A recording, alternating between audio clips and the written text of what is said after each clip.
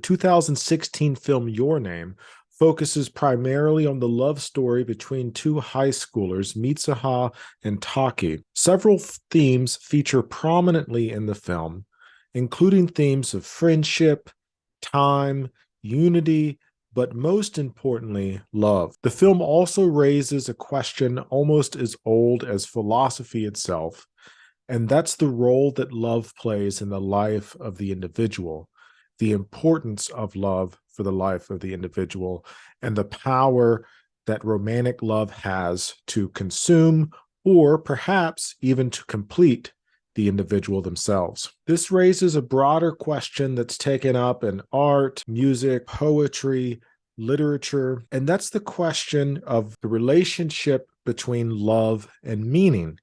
Specifically, the question of whether or not romantic love is required in order for us as individuals to live meaningful lives. Furthermore, if romantic love is a necessary part of our lives, is there someone in particular out there for us? Is there someone special? Do soulmates exist? Is this just one person, or can this be multiple people? Do we have a choice in who this person is, or is this person given to us, so to speak, by the universe, by God, or by some other mystical force? Your Name attempts to answer these questions by focusing on a very unique blending of different genres wrapped together in a love story between two high schoolers. The genres that make up Your Name are unique. There's some identifiable ones that stand out. I say that Your Name mixes genres because there's some very unique perspectives and some very unique genres that are brought together in the film that we normally wouldn't associate with one another. One of those genres being what I will call the body swapping genre, and the other genre, a particular subset of the romance genre, the friends to lovers genre. Now, the body swap genre comes in a variety of different shapes and forms. We have two examples here, both of which I watched as a child, Freaky Friday and Big. In Big, the body swap is with the same individual.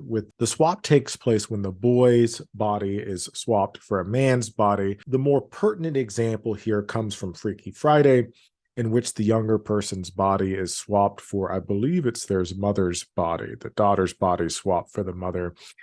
I have a hard time remembering. It's been quite a while since I've seen the film. The other genre that's at work here, like I said before, is a subset of the romance genre, what I'll call the friends to lovers genre. In these films, we have two characters that start off perhaps in childhood, as in the case in Love and Basketball. They grow up together, they play together, they become young people together, and eventually at some point during the story, they'll fall in love with each other. Both of these genres carry specific messages with them. And in both of these genres, we have certain types of lessons, so to speak, which are being taught. In the body swap genre, the basic lesson that is being emphasized here is one of empathy. You've often heard the phrase, walk a mile in somebody else's shoes, or put yourself in that person's position. The body swap genre is the physical embodiment of this principle. In this case, it is a physical forcing of one individual to physically swap places with another, and they have no choice but to see the world from that other person's perspective. Or in the case of Big, it's a young man who is forced to see the world from what he thinks will be a better perspective of an older person. And inevitably, what happens in these films is that some sort of quintessential lesson is learned, that perhaps the assumptions that we had about the other person or that we had about age are fundamentally mistaken, and that it takes the individual to swap places in order to see or in order to realize that. The implication of the friends to lovers genre is a little bit less clear, but just as equally tied in with some of our basic ideas and assumptions about things like love. It's often said that the best romantic partners are those partners that we are most familiar with, and it's often emphasized to young couples to get to know each other. The friends to lovers genre takes this concept as normative, that friends make the best romantic partners. Why? Because these people have grown up together, they've spent the most time together, and as a result, they understand each other on a very deep level that wouldn't normally be possible if they just met at some random place and immediately started dating. Friendship that's established before the romance allows for a deeper level of love to be experienced. Your Name uses both of these genres in different ways. Because Taki and Mitsuha have switched bodies, they come to appreciate and have a fundamental understanding of one another, even becoming familiar with the other's intimate details of their lives, their relationships with their coworkers, their relationship with their family. And what this means is that on some level, it has allowed them to become friends. So again, in the friends to lovers genre, when the switch happens from friendship to romantic love, the love is almost immediately deeper than it would normally be if they had just met. The fact that they had switched bodies, the fact that they had a greater understanding and knowledge of one another meant the fall into love was that much more severe. In the film, this takes place about halfway through the movie after Mitsuha had set Taki up on a date with his coworker. And we find out that after the date, Mitsuha is standing in front of the mirror crying. The implication here being that she's disappointed that the date may have gone well.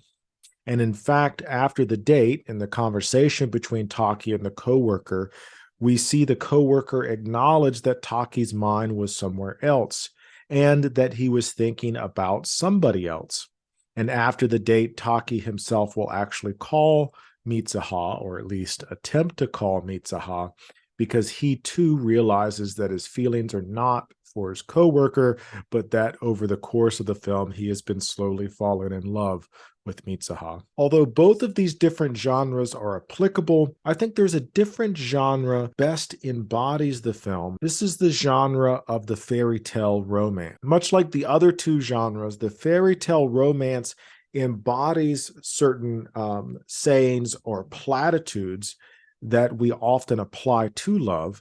In this case, the fairy tale romance genre embodies the happily ever after sort of attitude towards love. This was, I think, made popular by several different Disney films featured here, Beauty and the Beast and Aladdin. And this genre focuses on the development of a character and their falling in love with another character. That's not to say that these characters don't encounter problems, issues, and obstacles. I mean, we certainly see that with Belle and Beauty and the Beast. The biggest obstacle there being that Belle is held captive by the Beast. Belle has to overcome the Beast's physical appearance. Eventually, the town turns on the Beast, so there's conflict there. That conflict is eventually resolved. And what happens at the end of the film, which is characteristic of all of the fairy tale romance genre, is that the two people meet, fall in love, and live happily ever after. Another aspect about fairy tale romances that oftentimes feature very prominently within the story itself is some sort of appeal to either fate, the gods, or destiny. This often comes in a variety of different forms depending upon the movie and the story itself. In Your Name, this comes in the form of the concept musubi. This concept of musubi is actually a real technical term that takes place within the Japanese art of kumihimo, which is the Japanese art of braiding and making the yarn or cords, which is actually depicted in the film itself, and some closely related concepts tied into the traditional Japanese religion of Shinto. As I said before, kumihimo is the Japanese art of braiding and a method for making decorative and functional cords that are used for a variety of reasons. Musubi is a type of knot that is utilized within kumihimo, but the musubi knot has taken on spiritual significance within the Japanese religion of Shinto. To use the words of the Japanese author Motohiro Yamakagi in his book, The Essence of Shinto, he writes that musubi means to unite or bind together. The concept of musubi signifies the proliferation of life and spirit, the process of creating and giving birth to light, and the spirit is described as Musubi. In the film, Mitsuha's grandma makes similar comments to Taki, who at the time is inhabiting Mitsuha's body, when she explains to Taki that Musubi is the old way of calling upon the local guardian. This signifies a concept in Shinto called the Kami. I spoke about this in my last video on Spirited Away. Kami are spirits or gods, oftentimes who inhabit local places, shrines, rivers, trees, mountains, objects, and sometimes even family. So Mitsuha's grandma says that Musubi is an old way of calling upon the local guardian, and in the film, the local shrine, which is guarded and protected by a kami, is what she refers to as Musubi. She goes on to say that tying a thread is Musubi. Connecting people is Musubi. There is all the kami's power. Musubi is used throughout the film to signify this fundamental connection that exists between objects, people, and the space in which they inhabit. Musubi will also come to signify the fundamental connection between Taki and Mitsuha, the connection that in their case transcends time and space itself. Yet the fairy tale as a romance genre oftentimes faces some severe criticism, specifically the charge of it being unrealistic. And this is, of course, not unrealistic in the sense that a lot of these are animated films. We do have examples of non-animated films that I think fit in the fairy tale genre, such as You Got Mail. It's unrealistic in the sense that the fairy tale genre often presents a very simplistic depiction of love. Oftentimes in this genre, the couples encounter very few obstacles.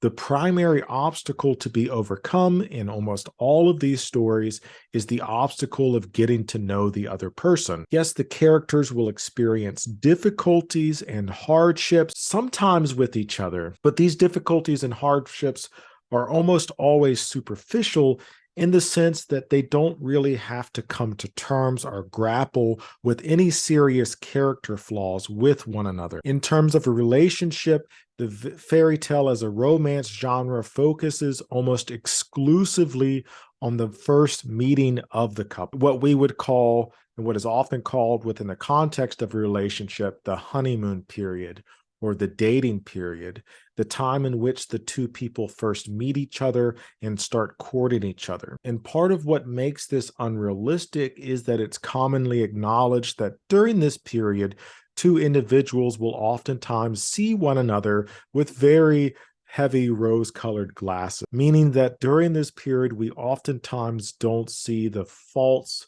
or issues that the other person has, or even if we do see them, that we're willing to very quickly overlook them. Despite the charge of the fairy tale genre being unrealistic and the fact that Your Name falls very neatly into the fairy tale genre, I do think that Your Name does present certain aspects of romantic love in the opposite, in a very realistic way. There is an underlining tone in the film present in the first few scenes of the sense of melancholy that both of the characters experience, the sense that both of the characters are missing something fundamental about themselves or about their personality. This comes in the first words of Mitsuha upon waking up, when she says, "Some mornings I wake up crying without knowing why, that things happen to me now and again." Taki echoes similar sentiments upon his waking up. Taki says, "The only thing that does last when I wake up is a sense of loss, which lingers for a long time after." Both of these characters start off the film with a strong sense that something is fundamentally missing from their lives. Now, I say this is realistic because this fits in very nicely with certain psychosocial models of development. Specifically speaking, this is actually one of the stages of Erik Erikson's psychosocial theory of development. Erikson, building off of the previous work of Sigmund Freud, was interested in what we would now call developmental psychology, and specifically the different stages of development which an individual will go through over the course of their life. Erik Erikson argued that psychological and social development can be characterized by a series of stages which the individual goes through over the course of their life. These stages start during young childhood and extend all the way to end of life. Erikson argued that each stage is defined by a series of conflicts depicted here, conflicts or decisions that the individual must face, and that these decisions carry the potential to deeply shape the individual for the rest of their life, or to deeply shape the course of that individual's development. These conflicts, according to Erikson, can be characterized by two opposing psychological tendencies. One is often positive, the other is often negative. For example, trust versus mistrust, autonomy versus shame and doubt. From these opposing psychological tendencies develops the individual's ego, and if they develop correctly or healthily, the associated virtue and strength, or conversely, maladapt, or the inability of the individual to progress beyond that stage. If the individual comes to find and adopt the virtue, they might be able to resolve the current decision or the conflict and progress with their life. It will also help subsequent stages of development and may contribute to a stable foundation for the core belief and systems. At each stage, the individual is faced with a certain decision or dilemma. And again, this starts very young from the age, I think the first stage goes from age 0 to 2, trust versus mistrust. What's most important to us here is stage 6. Stage 6, Erikson said that young adults would encounter anywhere from ages 14 to 40. And stage 6 is what Erikson identified as intimacy versus isolation. This is the search and the quest for love, the search for the individual to find a romantic partner, somebody that he or she can spend the rest of their life with. The kicker, according to Erikson, that if an individual does not find intimacy, that isolation is not something that we will voluntarily go into, that this will kind of forever present itself as a problem or as an issue for the individual to overcome, that they will never be able to get beyond it. This struggle between intimacy and isolation is one that features prominently throughout the film. Even before the two characters have met each other, they're struggling with this fear of isolation, struggling with the sense that something in their life is fundamentally missing. After Taki and Mitsuha meet and subsequently forget one another, you can see how the course of their life plays out afterwards. Yes, Taki goes on about his life, seeking out a sort of career that he's interested in, but this career is not enough. Every day on his way to work, he's thinking about the thing that's missing. He's wondering about the person or the thing that he's supposed to have. Mitsuha's the same way. We can view Mitsuha's character as having progressed in some sense, in the sense that she always wanted to move out of the small town that she was from. She always wanted to go to Tokyo. And in fact, at the end of the film, we see Mitsuha in Tokyo, but it's still not enough. There's still something that is fundamentally missing from her. Now, of course, the viewer knows that what's fundamentally missing is the other person, is Taki. But this fits very nicely within Erikson's stages of development. Yet, even if we accept the film's wrestling with Erikson's intimacy versus isolation as a realistic depiction of romantic love, there are still some fundamental questions that are left to be answered by the film and to the viewer. And that's whether or not love itself is really that important to the sense of identity and purpose of the individual. After all, some of the viewers of the film may be content with being by themselves. They may be content with not having have found a romantic partner. And going back to the charge of fairy tale romances being unrealistic,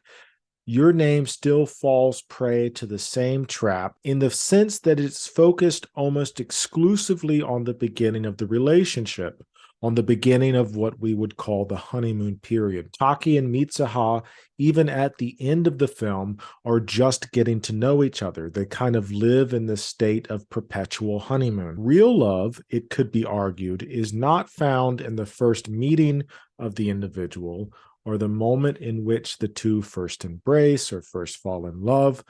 Real love, it could be argued, is rather found in the trenches. It's found in the day-to-day experience of the couple who has been together for an extended period of time. And real love oftentimes looks nothing like the sort of love presented by the fairy tale. Going back to the quote that was presented in the montage at the beginning of this video, philosophers ever since Plato has argued that the reason why we are seeking out romantic love is because we are fundamentally missing part of ourselves.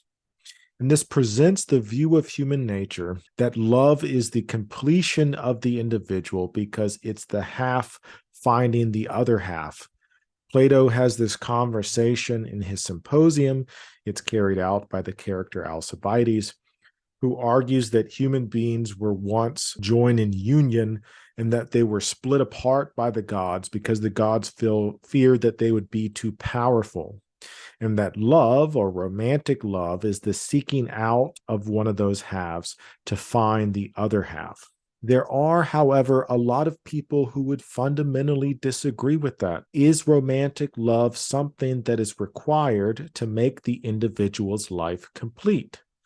Do we need romantic love in order to be whole? Or can the individual attain wholeness on their own? You could tell me what you think in the comments of this video. Thank you for taking time out of your day to watch this, and I'll see you all next time.